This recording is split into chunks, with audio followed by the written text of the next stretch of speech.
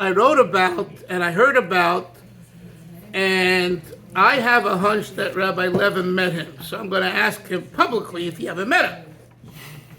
And this Yid, it was called Baruch Yaakov, Baruch Yaakov Riesberg. And Ergeven, he was the Malamed of Soloveitchik. And he was in Moscow in 1967, 68, those years. I think you were there. And you never met him in the shul? Can't be. You didn't know. Because I spoke to Chasidus. Chasidus told me he thinks he remembers seeing him. But they were afraid of the old people. They called them schmeckers. That's what Chasidus told me. This guy knows the real schmeckers. And he said the young guys would not go next to the schmeckers because they were afraid that they were schmeckers telling the government and the KGB. So they stayed away. That's what Chasidus told me. So maybe that's what. But he told me that he believes that he was one of the people because the YU students, the two that went on behalf of Yeshiva University, because the time was to do outreach, they were there, and a Yid comes over to them, and I even know the names. I don't remember now of those two guys who were there for Yeshiva University, and he says, coming from Yeshiva University, yeah, he says, Gita Grus, give a regards to Rabbi Yasha Ber. Rabbi Yasha Ber was this Yid. This Yid says, give a gruz, give a regards to Rabbi Yasha Ber. Rabbi Soloveitchik's name was Yasha Ber, Yosef Dave Ber. What? Yeah, Yasha Ber, yeah. Yosef given them no. Anyway, Yasha Ber. So no. Two Bacharim. I have the names in the book. I don't remember now. So they say to him, "Who are you?" Where's Entir? So he says, "Zoktem azirhot agrus." Tell him you have a regards from sein melamed, from his teachers melamed. Ervet shevisim. He will already know. And he didn't tell them his last name. When they got back, and I heard this from someone who was a classmate of theirs, okay? I didn't hear directly from their mouth, but from the classmate. And just recently, Menachem Ganak of the OU, I think, printed it in the OU magazine last month. I think the story's in there, because he was a Talmud in Yeshiva University at that time, Menachem Ganak.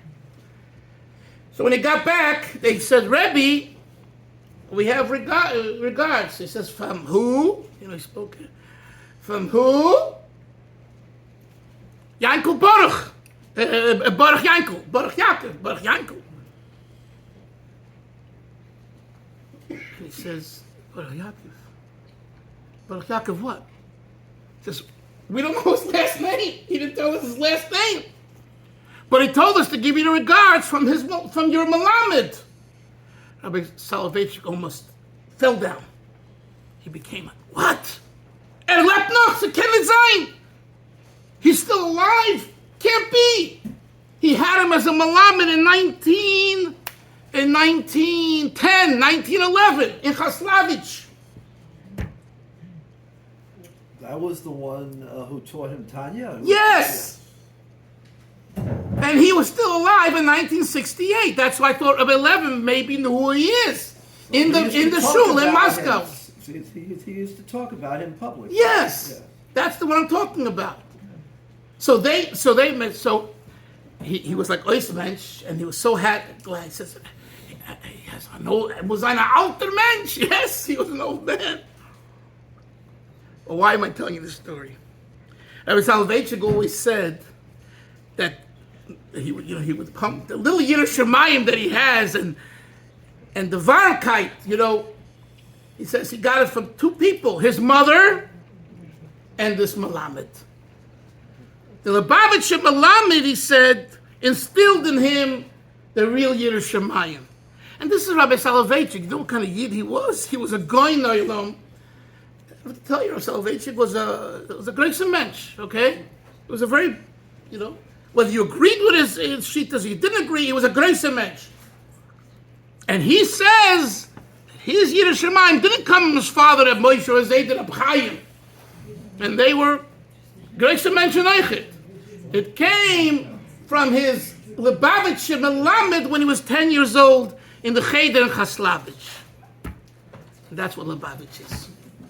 So when you send your child to a Lubavitch yeshiva today, and you have a Chasidus Melamed, it's not just another yeshiva with another Melamed. A Lubavitch Melamed is a different min, a different kind. If he's a Emes Lubavitch Melamed, which he is, that's it. That's it. No, Be'emes.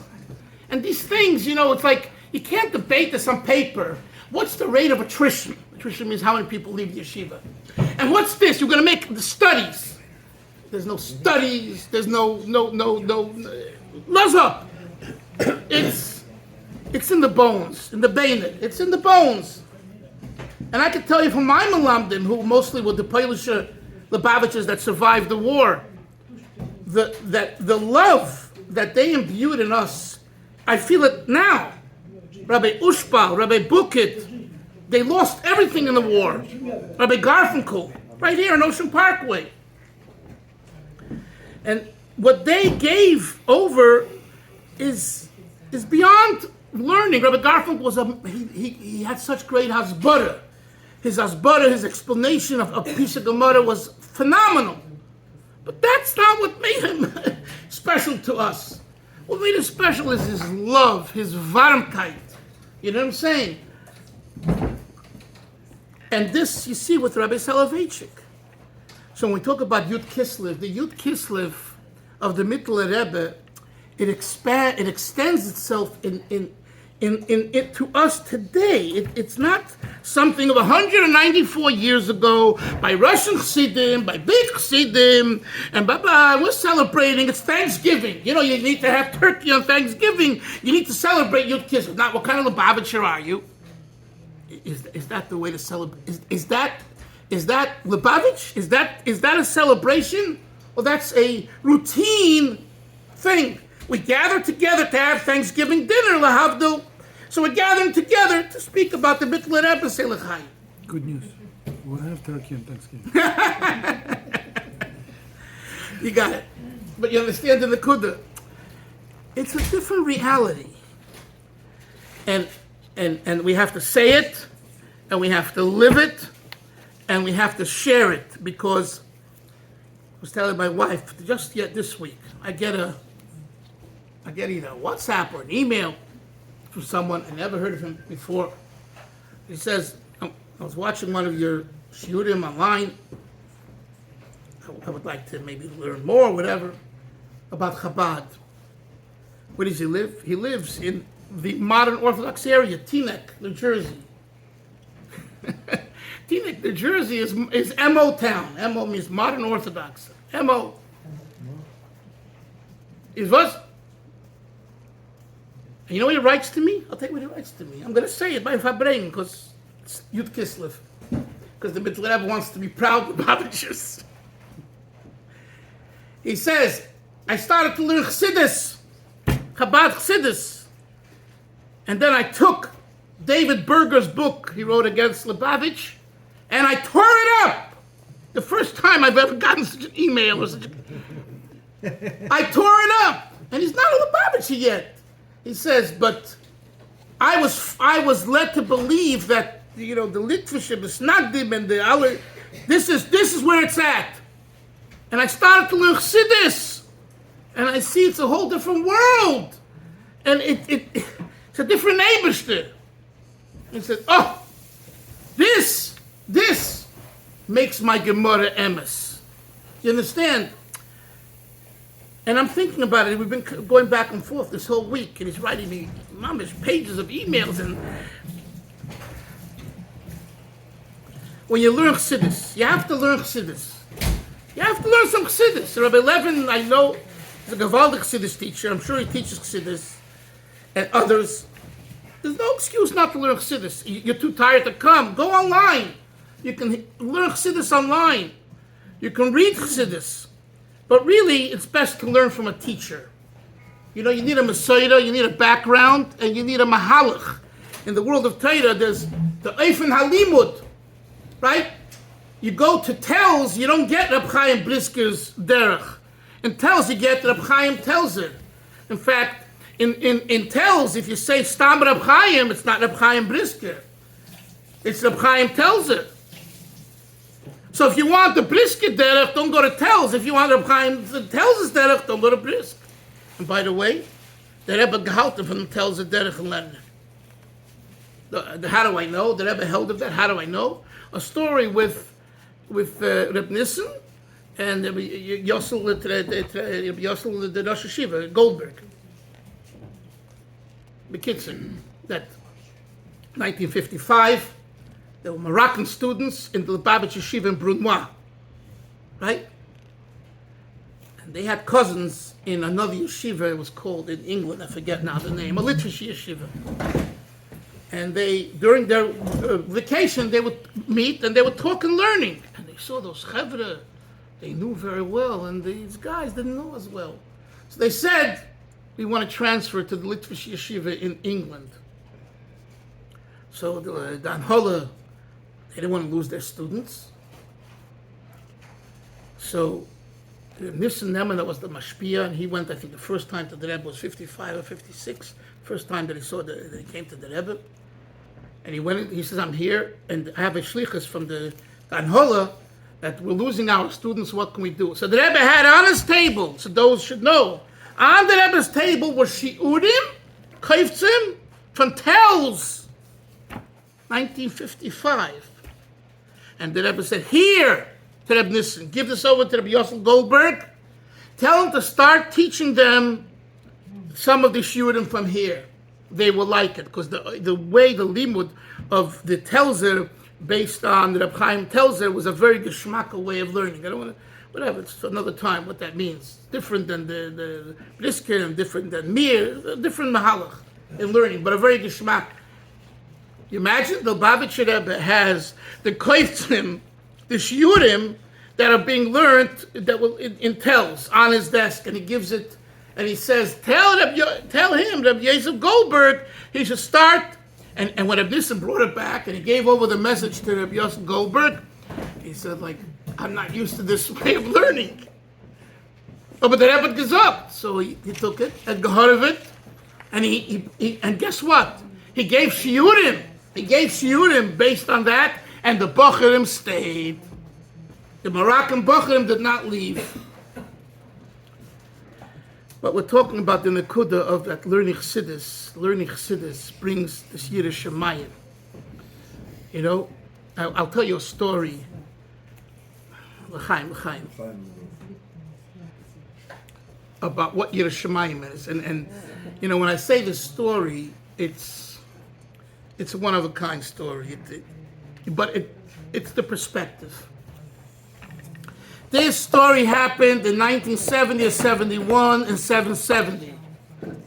It happened Chalamoid Sukkos. My shver came after 50 hours or so from Melbourne, Australia. Those days you had to go to Singapore and there and Frisco, and it was a very long trip.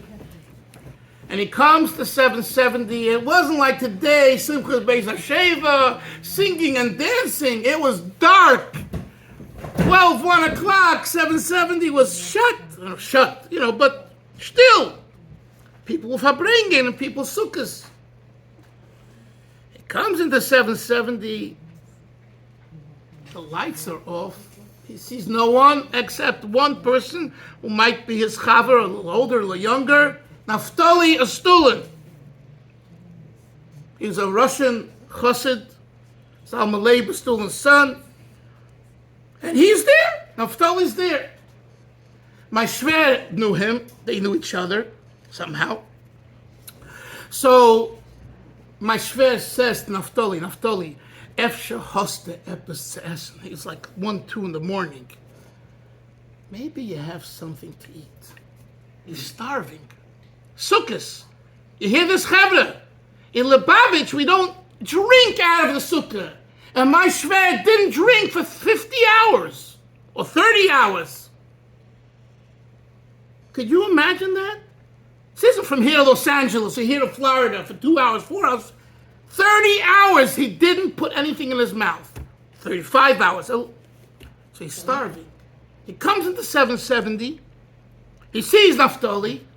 And he says, maybe you have something I can eat.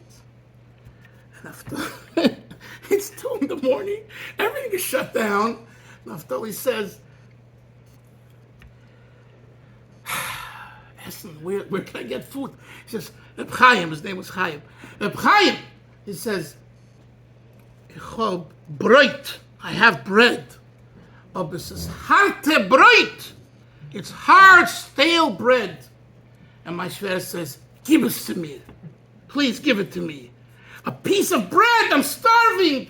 Hard bread, old bread, stale bread. Give me the bread. Naftali gives him this bread. Says, where can he wash? In the middle of the night. No one else is in 770, only Chaim Zerbranski and Naftali is stolen. He says, over there in the hallway in 770, you've been to 770, if not, it's time to go. Anyway, he says, over there in the hallway, there's a sink. Go wash your hands. He wash. So my shver starts going to wash his hands with the bread. And he turns back around and he says to Naftali, wo is the Salz? Salz? You got salt? You got salt? 2 in the morning? I barely found you a piece of bread and you're asking for salt? Why? Because we dip bread in salt. That's our minig. That's the minig Yisrael. Not into tomato juice. Salt. Real salt. He looks at my shver like he fell off the moon. Are you crazy? And Naftali is a big Yiddish Shemayim as well. He's no small. He paid his dues, running around and hiding and all that. But it's 2 in the morning. So he says, Reb Chaim, I barely got you a bread. Hast nicht kein Salz? He gives him back the bread. And he doesn't wash. And he doesn't eat till the morning. No, find me a Jew like that today. Find me one Jew like that. That's Lubavitch Yiddish Shemayim. That is Chabad Yiddish Shemayim. So we're here, Baruch Hashem. We have bread and we have salt, and we have to ask ourselves the mitzvahs that we do and the Torah that we learn. Are we really? Is it really gelernt, gedavent, or is it just, every story has a message. You can't be depressed because of... You don't have to be depressed. You have to do. You have to be depressed. You have to know that if you don't have salt, you don't eat bread. It's simple. You don't got to be depressed. By the way, what is his salt? No, it's not. I'm not here to say you have salt in the Farbrengen. It's not. I'm just saying the perspective. When you hear a story, when you hear exactly, that's all. A Farbrengen, you say a word, you say this, you take the nekuda and you go weiter. You don't. It's not a. Yeah, not. He has. He doesn't have. That's not the Farbrengen. That's just. So that's what. I'm just saying, that's what you get in a Lubavitch yeshiva. Where did he get it? Where did he get it? He got it from being a chassid. That's what it means, being a chassid.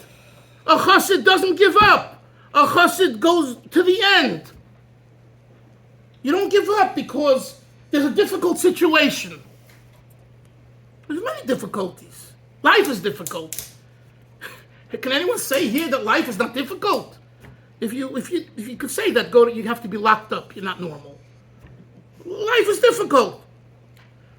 And that's what it's about. Alter Rebbe Perek of Zion. Lokach Natzarta. You were created to... Alter Rebbe, look in Perek of Zion, Bacharim. Look over there. He takes that whole attitude of, hey, I should be better. I should have it better. I'm a Shemet Torah mitzvahs. I learn, I daven. I'm from. Why am I getting all of these issues? So Alter Rebbe Perek of Zayin and Tanya. That attitude is gasus, is yeshus, is gaiva. Because you're confusing and you're misleading yourself thinking you're better than who you really are. So you're walking around thinking, oh, ich bin der große Mensch, I'm this big guy. And really, Mr. Godnish, you're a nothing. You understand? So if you know that you're a nothing, and you come in with that attitude that the Abish is all that there is, and the Likus is the real thing, and everything I have is, I'm so thankful I have a little to eat. I have more than a little, and we should have a gavau. But that whole attitude is a Chasidus attitude. And that's the difference, to answer the question, between a Rebbe tzaddik and a Godol. And I'm not saying Godolim are not great. Everyone's great. But a Rebbe is a different issue. God anders. You can't put him in the same category. It's a different world. Understand? You have to be willing to give yourself over to a Rebbe. And that's not easy. You think it's easy to give yourself over to a Rebbe? And trust me, there were big Chassidim that didn't give themselves over. Bizda, they went till here and they didn't go further. It's so easy to talk, but to live it is difficult. It's an avodah. It's a big avodah. The Rebbe says something, and that's avodas Hashem. As long as you're on this track, this program, and you know this, and you're working towards this, it's fine. It's this parsha. What do you mean? When Yaakov Avinu doesn't believe that he achieved anything in his life and still... Right. So, l'chaim, it's nothing I'm saying Hashem should bring depression. God forbid. Adabah, Ashreinu Matayv Chalkeinu, right? Chassidim said, Yadjiritza Chlopsi, but let us Chassidim, you know? Shlo Yiznam Yebudye, Mipa Yedin Nakat Shanka Tam Yevot Kabudye. The Rebbe will give us whatever we need. You know? L'chaim.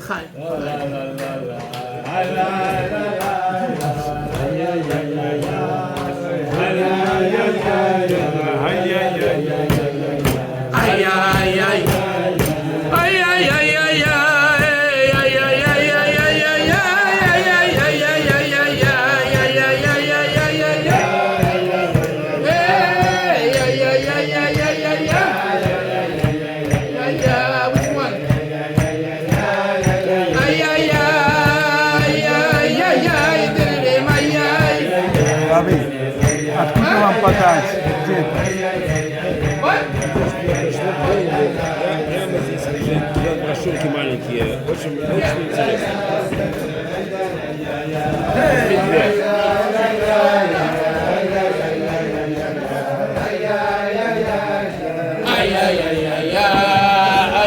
Для тебя, для меня.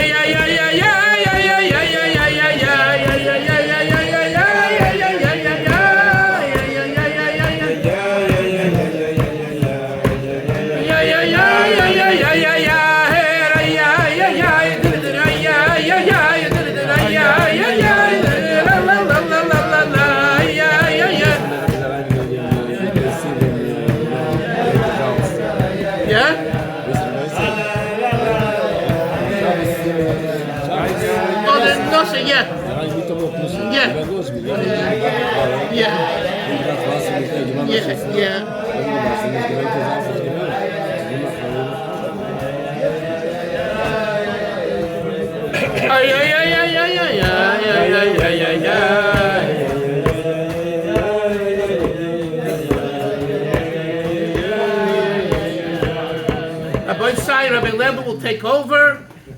We will come back in B'Tz Hashem. Other times, I live right here in Borough Park, so it's not far. You have to come over more often. And to thank Rabbi Langsam for inviting me. And, There was a time when every Shabbos Rebbe Daphne was coming Yeah. saying a Maimer. yeah. Every Shabbos. Let's yeah. repeat it. Reinstate that. What? We need to reinstate that. You stay. Yeah. Help my walking would be better. I wouldn't have no problem. But, But I didn't. yeah, and also Rabbi Levin can say a Maimer. Rabbi Pinchas can say a Maimer. Anyway, the Maisa is Chevre. It's good to be with you. Good to Farbrengen. And we only have simchas by everyone. Amen.